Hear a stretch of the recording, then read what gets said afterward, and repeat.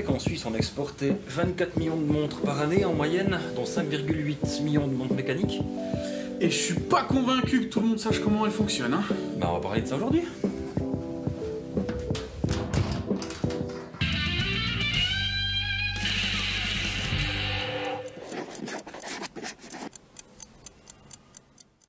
Bonjour à tous et bienvenue dans ce nouvel horlogisme. Comme vous l'avez très certainement compris, aujourd'hui on va parler du fonctionnement d'une montre mécanique. Comme les chiffres l'indiquent, beaucoup de monde possède une montre, donc on s'est dit qu'on allait vous expliquer comment ça marche dans les grandes lignes. Car si on veut aller dans tous les détails, on en a pour des années et de ce fait on reviendra sur les parties plus spécifiquement dans d'autres vidéos. Si vous voulez en savoir plus, le plus simple c'est de vous abonner à la chaîne, d'activer la notification et de suivre les prochaines vidéos.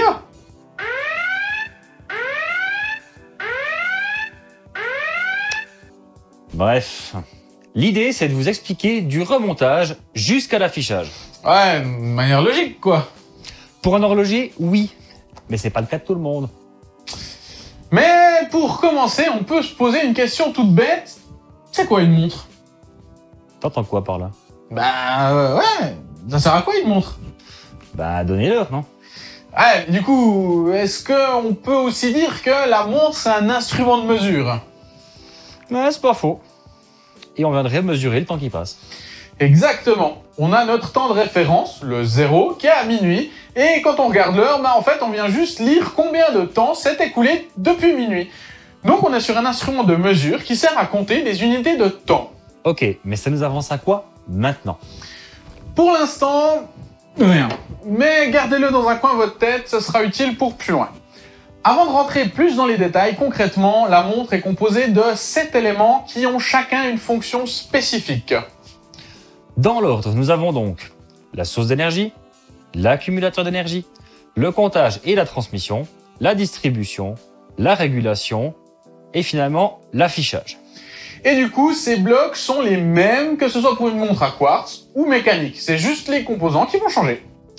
Ouais, au final, on peut l'étendre à beaucoup d'éléments mécaniques ou électroniques en général, mais on s'égare. Donc, pour revenir dans le vif du sujet, comme dit, en premier, on a la source d'énergie. Pour les montres les plus simples, c'est vous, et plus précisément vos doigts. Que ce soit via une clé pour les vieilles pendules, une chaîne qu'on a vue dans la vidéo précédente pour le coucou, ou la couronne d'une montre bracelet.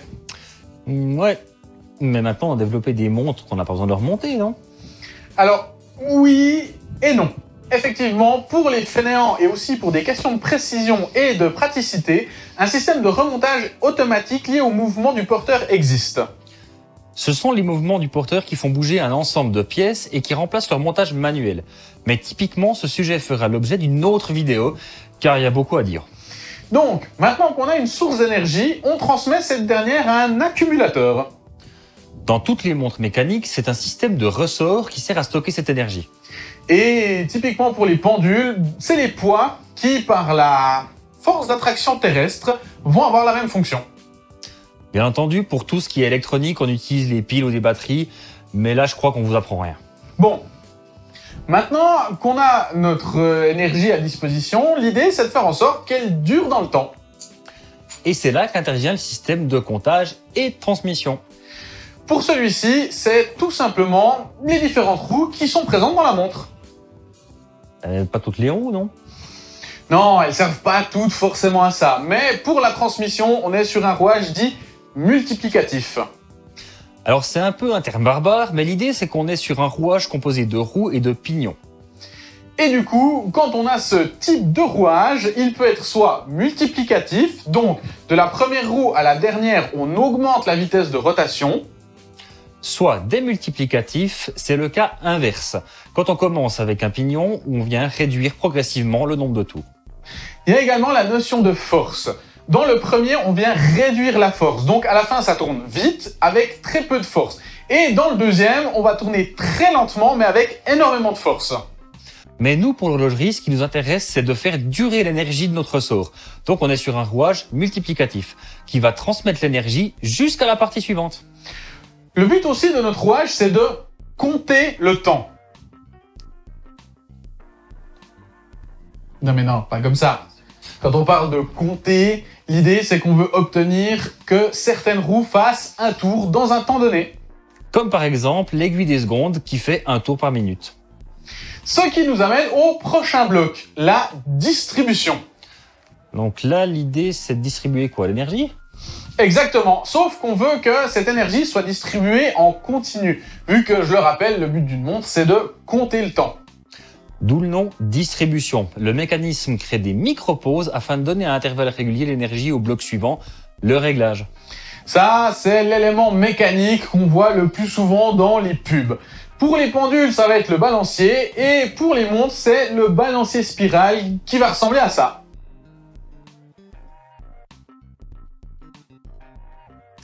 Et c'est le fameux bruit qu'on connaît tous, le tic-tac.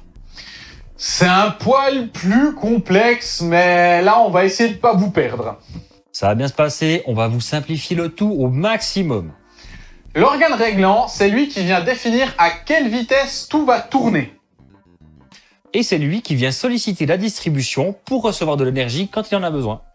Donc là, on a presque tout vu. Il manque plus que l'affichage et c'est le premier élément facilement visible. Hein. C'est ce qui nous permet de lire l'heure et de connaître le temps écoulé. Bon, je crois qu'on va s'arrêter là. Ça fait déjà pas mal d'informations. Si vous avez d'autres questions, n'hésitez pas à nous les poser en commentaire et abonnez-vous pour être au courant des prochaines vidéos. N'hésitez pas à lâcher un pouce bleu et à nous suivre sur les réseaux sociaux, que ce soit Instagram, Facebook, où on essaie d'être actif régulièrement dessus. En attendant, pour ceux qui veulent creuser un peu plus ce sujet, on vous met toutes les sources en description. De toute façon, on viendra approfondir tous ces blocs dans de prochaines vidéos. Du coup, on vous souhaite tout de bon et à la prochaine. Comme vous l'avez très... Comme par exemple l'aiguille des secondes qui fait un tour par minute en montrant l'aiguille. Je m'annonce pas, je dis ça. En 2000, putain. J'ai oublié de mettre les petits Google, je suis désolé. Il n'y a pas de souci. Mais vraiment, ça veut rien. Ah bah non, faut pas que je le dise en fait.